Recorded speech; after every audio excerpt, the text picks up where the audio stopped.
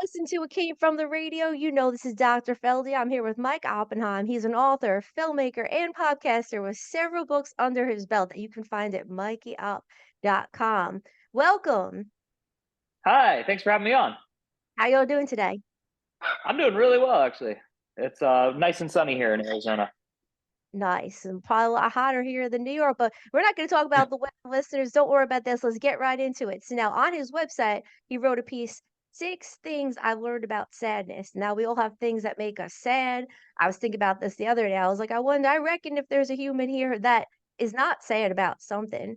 I had two of my closest family members battling cancer during the pandemic, and we all have things to battle about sadness. You can see on his blog, he actually had a son who was abducted, so that's gotta make you sad. So I have a question to you. So now, what are some effective ways to live a productive and meaningful life while managing sadness? Yeah, I would say the real thing that I would recommend to people is don't try to manage sadness. Just let it be its thing. So the fear of sadness, the fear of any emotion, anger, sadness, pain, is not an emotion, but the fear of pain, it doesn't get you anywhere, and you just end up experiencing something twice. So with sadness, it's a normal emotion, and sometimes it hits you because like a show you like isn't going to continue on the television, and it also can hit you when your son is abducted. It's not really relevant what causes it. It's more relevant that you face it and let it do its thing. And you don't talk to it and you don't combat it and you also don't reject it. You just sit there and let it do its thing. So you do end up working and living a productive life if you take that approach, in my opinion. Great. Now, what shows that have ended have made you sad? I'm trying to think. Plenty, but it's kind of like you miss an old gang or a group of friends or something like that. If you're used to seeing something, I would say like probably Seinfeld and The Office. Those are two. I miss an old gang. I used to be part of MS-13. I miss those days. Just kidding, listeners. All right, so let's go back to his website. It's more about our guest today, not me. Now, on your podcast, you interviewed a filmmaker named Seth who talked about speaking with angels. Do you believe in angels? Do you believe angels are around you or me? Or why not? Um, I think yes and no. I would say like I don't believe in angels as like normally displayed in like our Western culture. Like I don't think they have like big wings or a halo above their head. But I do believe there's energy, and I believe there's dimensions of existence based on quantum mechanics and things I've read. So it seems pretty silly. Just like you can't see a germ in the air, but a germ will certainly make you sick. We may not be able to see spirits, as we call them, or just things that are not in our matter location, but they could be here. So to the actual point of angels, yes, I think that you're not alone. I think that there's a cohort of entities, and you are one of them, and they are one of you, and we're all kind of interacting with each other. And there's some weird experience going on Hmm. here on Earth, but enough people feel it and think about it and say it, and it's in so many language groups and cultures across the world that I just think it's more likely than not that there are things we could call angels. Hmm. Now, what's one reason that you write? What's your biggest reason for writing and putting your thoughts out there? I am compelled. I really don't have a better answer than that. When I think about quitting, which is often because it's just, you know, uh, writing in the year 2024, it's a real chore. No one really wants to read. People want to watch TV. People want to listen to things. And I also do, but I also love reading. And it was one of my first loves. And so anytime I think about quitting, I can't because there's something inside me like an energy and I want to release it. And the best way to release it is to write, whether it's with a pen or on a laptop, it doesn't matter. And sometimes when I'm walking, I'm not thinking as much as I'm writing in my head, if that makes any sense. So I just think I'm a writer. It's just, it hit me. It's what I have to do. And remember, rehab is for quitters. Now, what's your favorite book that you wrote and why? My favorite book would be my third book, Too True to Be Good. And the reason it's my favorite is that I did a lot of research for it and I felt like it was an important subject to write about. So all my books are about very different things, and most of my books are very funny.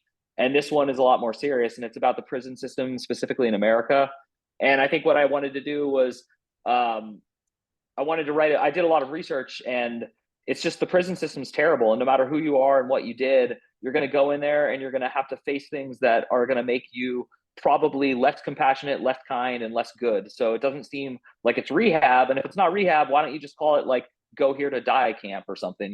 But we don't do that. We have this kind of in between thing. So I'm also someone who, like, back when marijuana wasn't legal, I was smoking it all the time, and I always, in the back of my head, was like, this is such a ripoff. Like, this culture of ours, if I get pulled over and things don't go my way, and especially if I don't have enough money for a good lawyer and representation, I could serve serious hard time. So I did a lot of research, and I wrote a novel about something similar to that, but not quite as loose as just pot. But yeah.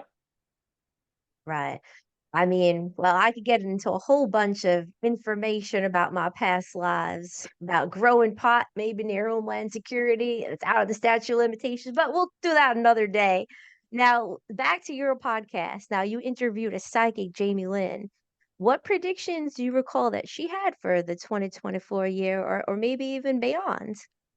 The one that I liked the most that really stood out, and it is already coming true, is she said there would be a lot more headlines about airplanes. She said things with airplanes were going to get really weird and not good. And we've already had the whistleblower who committed suicide, giant air quotes for people listening. And there's just like the door falling off the back of the plane, things like that. So that was one. That was the one that stood out the most to me. And then as far as a longer term prediction, she does seem to think, and so do a lot of other psychics I've interviewed for the same podcast, that there's going to be rough times ahead, but a smooth, great time ahead of after that. So if you're here and you make it, it sounds like it should be pretty rad. And that would be like in the 2030 to 2040 range when things get better again. I've heard similar. Psychic Shira Benedito, she said similar. She said, if you want to do some travel, you might want to get it out of the way before the end of the year. But I don't think I want to have it now. They had an engine fall out, they had a door fall off. I think there was a wheel that fell off, all from Boeing, which used to be the number one Yeah, rated, which is now number two rated. It's probably going to go even lower. And the man who committed suicide, I think 3 days before his untimely death, he told his family that if any and people he knew, if anything happens to him, it's not a suicide. And he was trying to up the quality control. And yeah. we don't really have quality control at this radio station, so I'll just put that right there. So let's get on to the books that you wrote, titled Dysfunction. So the Dysfunction book, I'll just read you the summary. Let me try and make it as soothing and relaxing as possible. On July 4th, 2025, Earth experienced a devastating series of geomagnetic storms due to a series of solar flares and solar coronal mass ejections. Scientists had long predicted such events, but there was no way to predict their onset, and thus no warning system was developed. Earth's magnetic field was severely disrupted, and most of the Western Hemisphere was decimated. Years later, remnants of a small colony of people, including their diaries, was found underneath the Hoover Dam in the southwestern desert of what had previously been known as Las Vegas, Nevada. This is the story of 8 humans who were trapped under the Hoover Dam for more than 60 years. And the strangest part of all, it's funny. Woo! Now, I heard firsthand back in 2008 about a woman taking out millions of dollars from her accounts from an ex boyfriend of mine, another life's financial firm to build a bunker. This was 2008 we were hearing about this. Now, do you think these underground bunkers are necessary? Necessary, no, but I have a feeling a lot of rich people are either planning how they're going to get to Mars or how they're going to get underground. I think the writing is on the wall. Speaking of what we just talked about with the next 8 years, the whole travel thing, the airplanes things. I'm not like a doomsday naysayer kind of person. I'm a super optimist. So I wrote the book as fiction, but I did kind of like, I've been pretty premonition based my whole life, just about like trends and things. So I would say the trend of people seeking safety in a world, and especially our culture, America, that's going to be less and less safe. Whether it's weather related or not, I don't know. That's kind of like far fetched to me.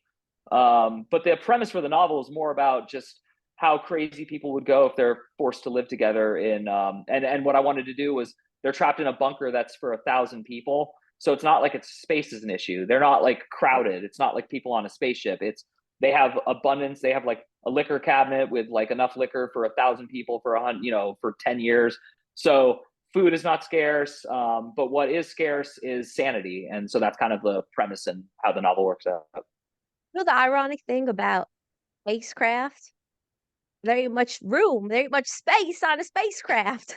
Yeah, yeah, But totally. it's a name. So we're getting to the end of the interview now. Anything on your heart, on your mind today that you'd like to share? I'll just throw it back to you. You could say whatever you'd like to share with the audience. Yeah, I'm a peaceful, compassionate, loving hippie, and I just want everyone to know that no matter how dark anything is around you or how dark your heart feels, reach out and seek support and friendship and collaboration. And collaboration doesn't mean people supporting everything you think. Collaboration means they challenge you and they help you think about different modes and avenues for how to conduct yourself. You're always growing. You're just a little kid who calls themselves an adult at this point, but you know how it feels. You're on the inside, you're wide eyed. This world is changing, and we're all here for as long as we're here for. So be nice to people if you can. Yeah, the world's changing fast. Being nice helps too. And also, one thing I do is you can change up your hair, change up your face, change up your body, change up your whole persona. A lot of times, if you change your physiology and physical, the mind will shift as well, and that shifts your neurotransmitters. So, whatever you can change, if you need a change, not, there's all this talk about change in our culture, but that's insinuating that we need to change. So, if you do want to change, and I'm not going to be pushing that rhetoric on you, change your physical. That could change your mental. If you can't change your physical, maybe change your mental. Change what you can, and the rest will follow. That'll be my final thought on this, and we'll throw it back to our guest to list your socials, your website. Where can people find you? Yeah, the best way to find me is at my website, mikeyop.com, www.mikeyop.com. You can find my original videos, music, podcast, essays, books, and other crap that I make because life is fun. But it's not crap. I read part of it, listened to part of it, and Thanks. and I was quite amused and interested. And he's philosophical and into the psychological, and you can tell he's someone that seems to be more solutions minded than chaos minded, and we need more of that in this world. People are looking for solutions and putting themselves out there. Well, a little truth because we could all learn from each other's experience. And so on that note, this has been Dr. FeLdy. I came from the radio and back to the studio. Mark.